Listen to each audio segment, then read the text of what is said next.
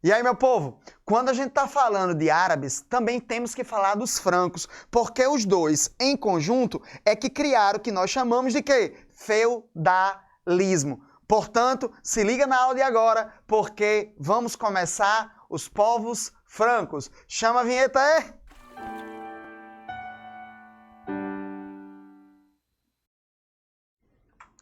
Aí, galera, vamos lá? Olha só, quem são os francos? É um conjunto de povos, são várias tribos que compõem o que nós chamamos genericamente de germânicos, que os romanos chamavam de bárbaros.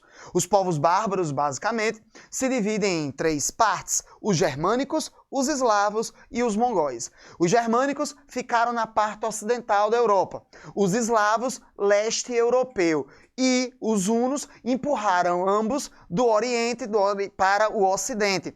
Esses três povos, eles vão compor o que nós chamamos de Idade Média a partir do momento que eles estão circulando na Europa, atingindo o norte da África, pegando a Ásia Menor. Então essa circulação de populações já está evidenciando a fragmentação, o colapso da civilização romana.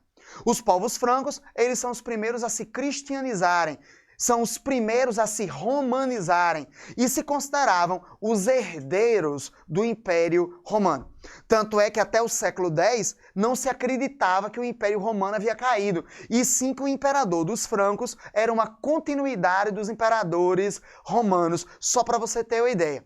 Essa noção histórica do colapso da civilização romana e o início da Idade Média não se tinha até então. Esses francos, eles vão se localizar basicamente no que hoje é a França, mas também atingindo a Alemanha e o norte da Itália, sendo o maior reino medieval, com alianças muito fortes, por exemplo, com a Igreja Católica. Contudo, nós teremos duas dinastias básicas entre os francos: os meroveus e os carolíngios. São duas dinastias. Eita, o que diabo é uma dinastia? Uma sequência de reis de uma mesma família, de uma mesma origem. Não precisa ser pai, filho, avô, neto, não. Pode ser um primo, pode ser um sobrinho. Então se ligue que dinastia é uma sequência de reis que vem da mesma família, que vem da mesma origem. Os meroveus, eles são originários de um cara chamado Meroveu. É ele que inicia as tratativas com a Igreja Católica, é ele que começa a cristianizar os francos, é ele que dá sentido ao que seria a civilização dos francos.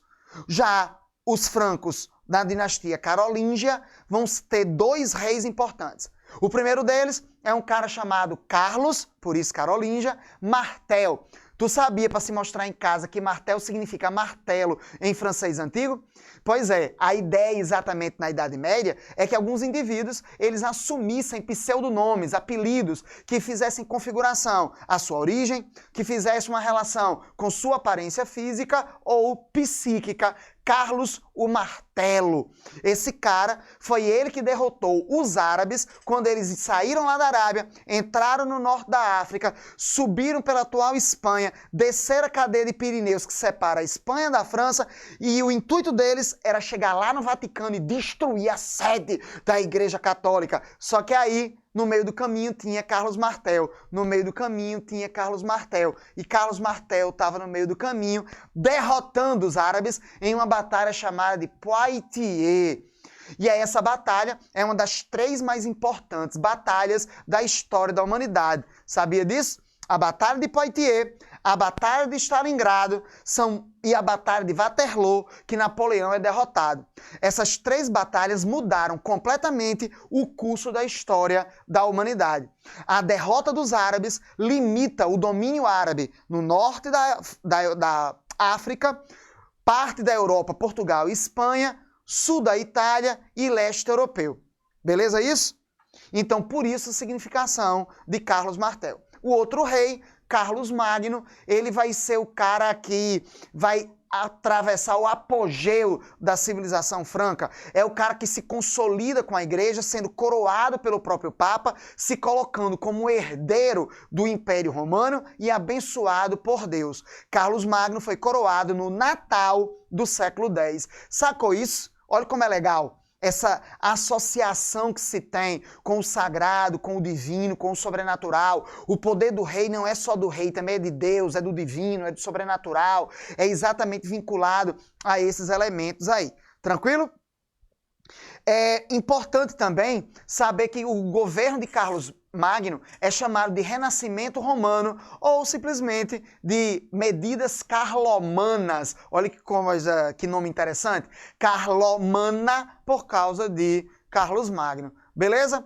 Entre as medidas que se tem, nós tivemos a criação das escolas palacianas, que eram locais, eram núcleos onde uma parte da elite dessa população estudava, parecido com as características romanas. Então você tem o Estado preocupado com a formação de uma elite intelectual, administrativa, jurídica, ao mesmo tempo que nós temos uma descentralização administrativa. O Império Franco não tinha uma capital. A capital do Império Franco era onde o imperador Carlos Magno estivesse. E nisso ele começa a fragmentar administrativamente. Qual é a ideia dele? Que a nobreza militar pode contribuir com a administração e a defesa do território carolíngio. Então ele cede parte dos poderes a nobres específicos que vão comandar especificamente algumas regiões. Nessa troca pessoal, intransferível entre o rei e essa nobreza. Tá percebendo que isso aí já é a origem daquelas ideias de suzerania e vassalagem? De nobres, de feudalismo, de descentralização?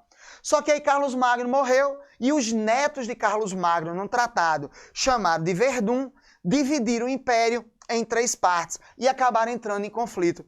Esse conflito foi acentuado pela própria descentralização criada pelo avô Carlos Magno. Naquele momento foi uma medida muito inteligente, foi uma medida eficiente, mas agora para o Tratado de Verdun foi simplesmente o caos. Cada neto dele se aliou a seus próprios nobres e esses nobres foram se dividindo administrativamente, dando poder a outros, criando a descentralização e dando origem ao feudalismo. Por isso se ligue, o feudalismo não se inicia na Idade Média. O feudalismo ele está uma parte da Idade Média, não é toda a Idade Média, mas em uma parte da Idade Média, a partir do século X, é que a gente começa, século IX, X, que a gente começa a visualizar a formação do próprio feudalismo. Beleza? Então, galera, show? Então, aguarda aí, porque na próxima aula a gente vai começar com Idade Média. Falou!